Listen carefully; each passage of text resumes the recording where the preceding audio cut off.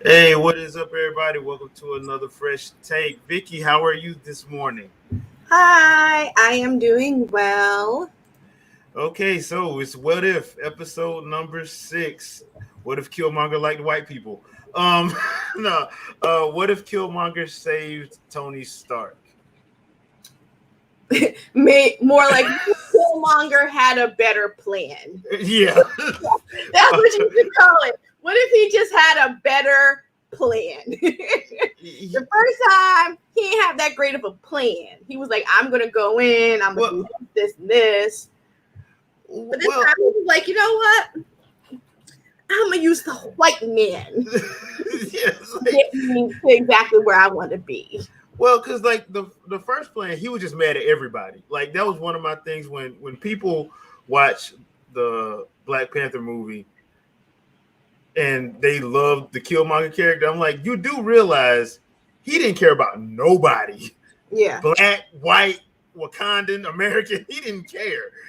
He wanted to see the entire world burn.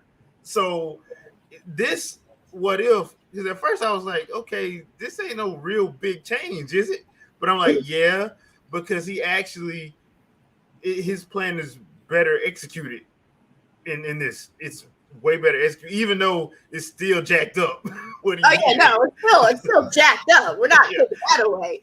But yeah, he took time. He thought about it. He was like, I moved this. He was playing chess when everybody else was playing checkers. The yeah, first time he was playing Parcheesi, everybody yeah. else was playing checkers. So he was like, nah. So he definitely stepped it up and was more strategic in taking down the world, Wakanda, everything, everybody. Yeah. And the other thing too, you got to remember, this takes place in 2008, which means when we see Shuri, because I know somebody asked me like, why is Shuri a kid in this? Because it's 2008, it's not 2018. Yeah. I'm like, the dad's still alive. You could tell it was like Yeah, a past time. yeah. And on top of that, and that's another thing too, they didn't act like T'Chaka killed Njobu. So Njobu must have died by some other way. Yeah, because he was it really gang violence? I thought that was just the story. And I was Yeah, like, but the way they were acting, like T'Chaka didn't do it. The way they were acting. yeah, So, like, that's another thing they changed. So basically, what winds up happening in this episode is take Rhodey and push him to the side and put Killmonger in his place, basically. exactly. Because what happens is Killmonger, they pretty much play the Iron Man movie, and then Killmonger saves Tony, exposes Obadiah, and then becomes basically Tony's best friend. Mm-hmm. Which, but in the process of doing that, Tony never builds the Iron Man armor, never builds the arc reactor, never does any of the stuff to actually become a hero. So it kind of like throws everything off. Um, Overall, I have to say I liked what they did. I even liked the fact that Pepper was like, "I ain't buying none of this." Yeah.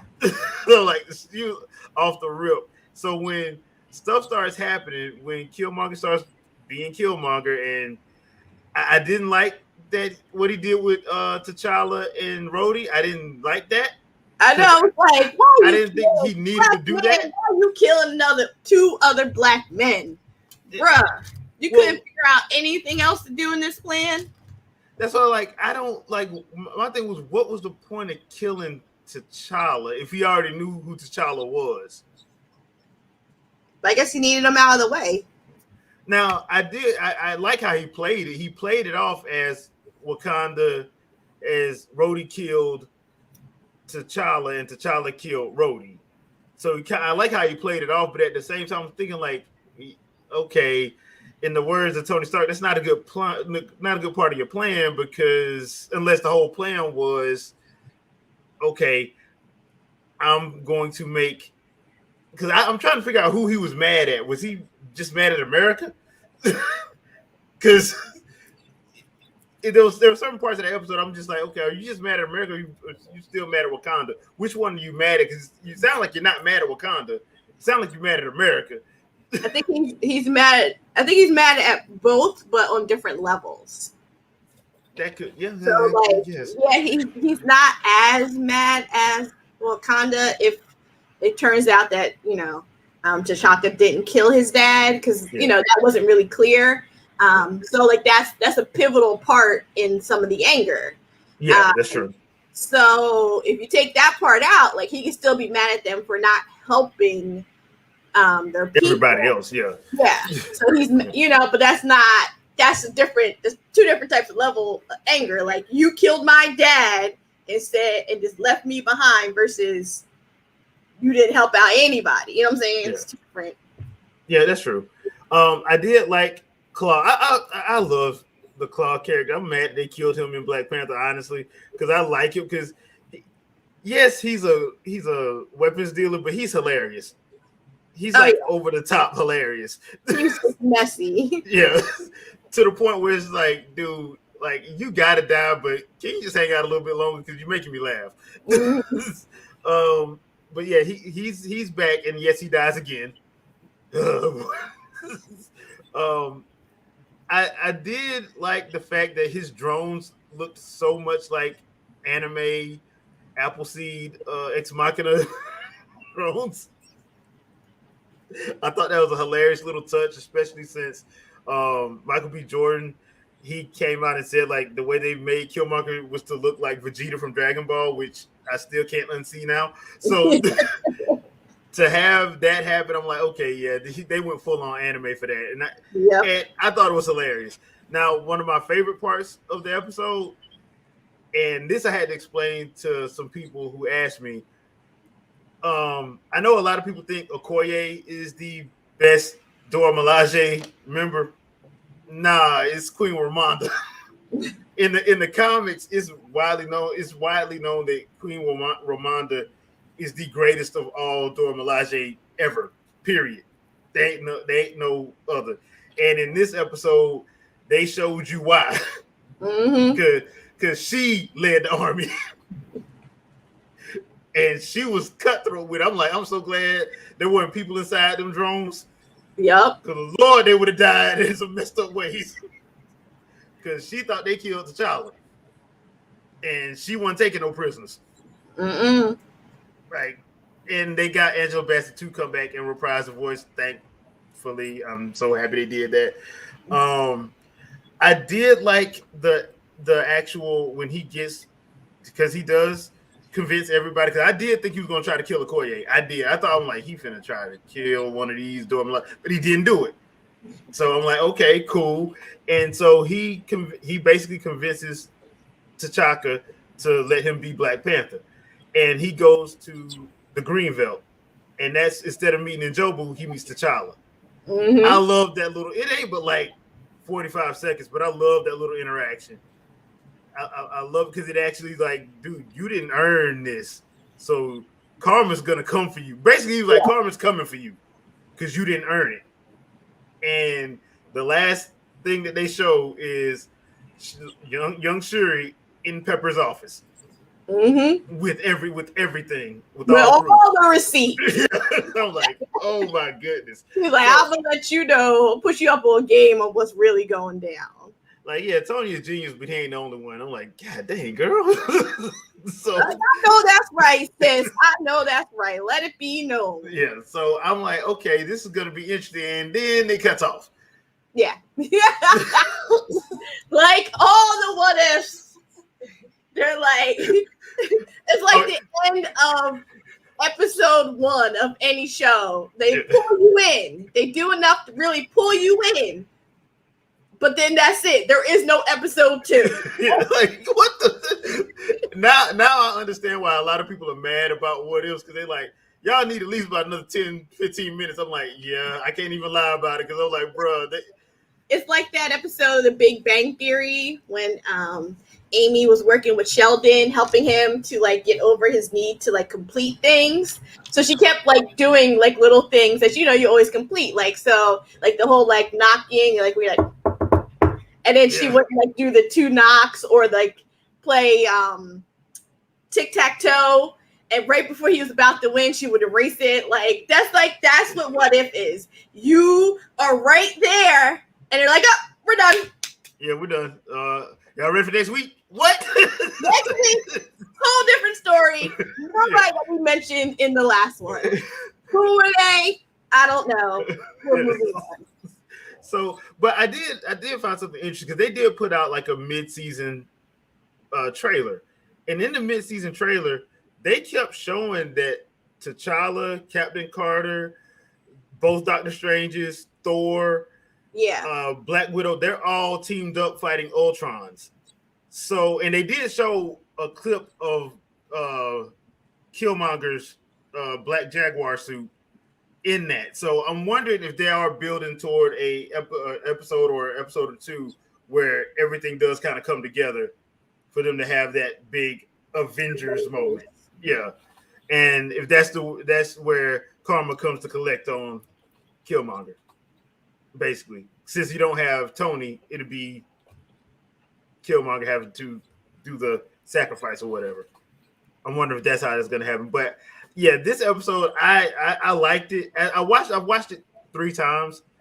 I liked it. First time I was just like, huh. Then because it wasn't as different as the previous episodes. The previous episodes, when they take stuff from the movies, it's completely different. It's like completely wild. Like, no.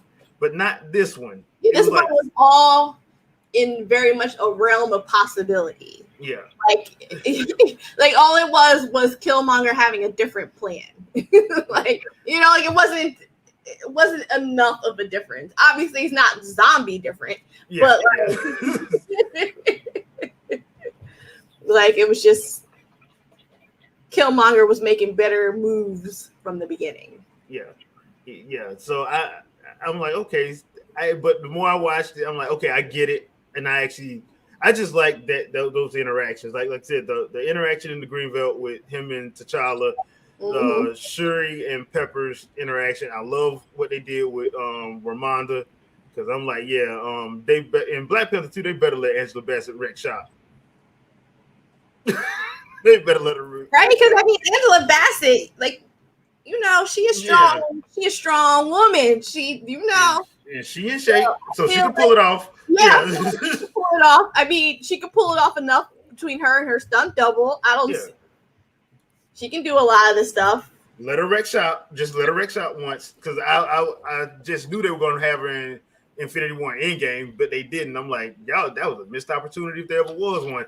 So in Black Panther 2, come on, man, just for the fans, because What If just did it. So yeah, we'll have a basic outline of the storyline for Black Panther 2. Do we? They're keeping it under wraps. Yeah, right. I feel like I don't know anything, but I also don't feel like I've been digging like I usually do. Well, the only thing they've shown like 2 stock photos, set photos, and they were just of Danai Gurira in her Dora Milaje outfit, and they showed Letitia Wright with the little things on it. That's it. Yeah. So they they haven't shown nothing, but I know they're still filming. I think they're supposed to wrap sometime in October or November. So, because I think that one comes out the end of next year. I think that's a November release. Since they had to change everything, I think that's a November release next year. I think. But What If keeps. I like it. I like it. It's. I mean, I don't know what they're doing next week, but I'm here for it. I'm here for it. We got 13 episodes over, right? 13? I think it's 11, because I think they split it up. I think it's 11. Okay. I think it's 11 this year and then 11 next year. So we got 5 more episodes? Yeah. Okay. So I'm here for it. I'm enjoying the ride. Yeah. Yeah, because I'm like, this is just too interesting to not watch. Exactly. They're doing a very good job each week. Yeah, and I still love the animation. I think they do a good job animating the fights and all that, and just the animation in general. I think they're just doing a good job on it. So I don't think there's anything that people wouldn't. If you do have a complaint about it, it probably is the time, because they're all like between 30 and 35 minutes, and that's it. They ain't give you no more. Nope. And 9 times out of 10 is going to be left on the cliffhanger. Yes. If you didn't like the zombies episode cliffhanger with like them seeing zombie Thanos, you're really not going to like this cliffhanger. Nah, it ain't good. I was like, and I don't think it's getting any better. I think they're like, we're gonna set them up at the very beginning, we're gonna get them comfortable, and then we're gonna start hitting them over the head with like bad, messed up, cliffhanger, and the cliffhangers are gonna keep getting worse. Yeah. Until whatever, I guess the final, the episode 11, when they're just gonna make it so ridiculous, wrenching, cliffhanger, epic love, death, everything, all in one, and then lights go out. The end. See you for part 2. Yeah. Season 2 next year. Like exactly. That's gonna be the cliffhanger to the last. So yeah. But yeah. If you guys want to leave a comment, let us know what you guys thought about the episode. Are you enjoying What If? Is there any other series you think they should animate as opposed to doing live action? Because I got a couple ideas of stuff they can animate. Just to, I mean, Black Panther. Sorry. Yeah, but yeah, leave a comment. Let us know what you guys think. Vicky, anything you want to pimp out before we get out of here? Yes, stop by Fangirl Review on Twitch Mondays, 7 p.m., 7:30 p.m. I am crocheting a spider, but it might actually be finished by then. We'll see. And check me out on thegamehers.com/vote.